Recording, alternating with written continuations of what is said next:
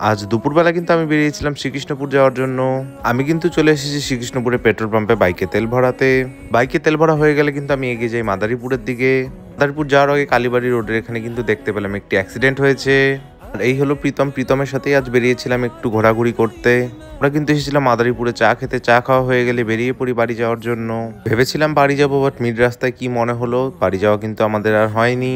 যেহেতু প্রীতম কলকাতা থেকে এসেছে, ও বলছিল আশপাশটা আজ ঘোরাঘুরি করবে, তাই ওকে নিয়ে চলে এসেছিলাম আমি আজ পাঞ্জিপাড়া এখানকার মন্দির দেখাতে। দেখো, ইসলামপুর থেকে আস্তে আস্তে কিন্তু সূর্য প্রায় ডুবেই গিয়েছিল।